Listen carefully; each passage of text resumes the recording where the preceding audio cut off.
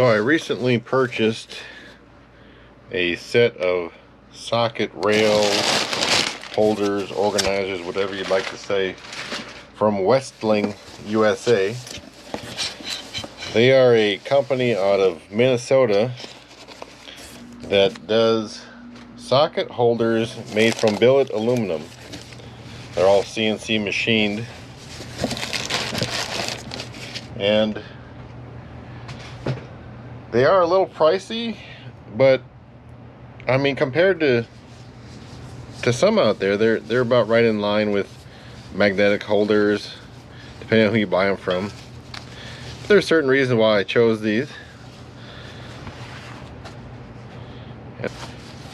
I got 5 rails. Went with the black and orange theme because I have a white tool cart, and being from Wisconsin, I do like the Harley Davidson motorcycle, so I'm gonna kind of go orange, white, and black on the tool cart as a theme. So I purchased 1/4 inch, 3/8 inch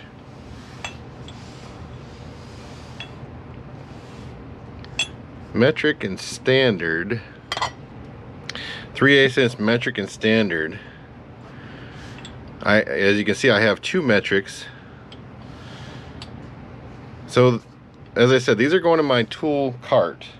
Now, a tool cart to me is not a toolbox. A tool cart to me is something that holds some of your tools, but it's not my goal to make it to hold all my tools. My most commonly used tools in the toolbox. And so I'm gonna go with 1/4 inch and 3/8 drive sockets. I'm really not gonna have any 1/2 inch drive sockets, simply because I work on cars and light trucks, and I don't see the need to really have 1/2 inch, because 1/2 inch just duplicates the same sizes. I'm not really gonna go over 19 millimeter or 1 inch very often. If I do, I'll just grab those out of my toolbox. But I mean, these seem very attractive. Anodized aluminum. I'll assume the pegs are part of the billet, and they're just machined into it and not screwed into it. They're very nice looking. They got some weight to them for sure.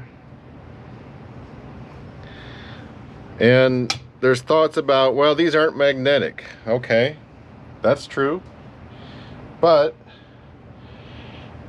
I'm not looking to take them out of the tool cart once they're in there, because I plan to have them in my tool cart and have the tool cart near the car, so I don't have a reason to take them out of the tool cart. Now, these 5 rails were just a hair over $120 shipped. So that comes out to about $24 per rail. And if you get them without the numbers, the fractions or the metric sizes printed on them, you can save like $3-4 a rail. I don't need the numbers on them, but I do have a 10-year-old son I'll be working with in the garage, and he will definitely benefit from having the numbers on there if he needs to grab a size. So my biggest concern was, would these hold impact sockets? Would they have enough space between the studs to hold impact sockets? And really, the larger sizes are the most concerning. So I'm gonna have 3/8 impacts as my only socket set in the tool cart. Now, these are pretty thin wall, so I don't really see that there would be much advantage of having a chrome socket set along with, you know, the 3/8 impact set. So the real question here was, how would these impacts sit on here? And as you can see, they have plenty of room. there's definitely a gap in between the sockets. So it looks like impacts are going to work. So that's good. The next question I had was, if these were picked up, like, how much do they wobble? Do they fall off? I mean, I'm shaking it pretty good and they're not moving. So if we go, if we try to tip it, I mean, I'm at a full 90 there, they're still on. So I'm beyond 90, they're still on. Well, now I'm almost upside down and they're still on. So that was, I wasn't expecting that. So that was interesting. I was not expecting that at all. I'm surprised by the result. So yeah, I mean, they hold sockets pretty well. There's obviously a lot of options out there for socket rails. These are kind of old school mechanics time savers. Now they run them all in one block. So the reason why I don't like these is simply because they don't hold impact sockets. I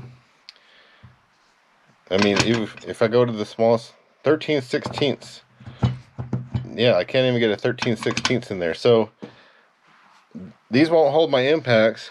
Just out of curiosity, I want to check to see if the spacing here is the same. Now, okay, so the 19 won't. I do have impacts for metric. Let me just check them real quick to see if the metrics are going to work out.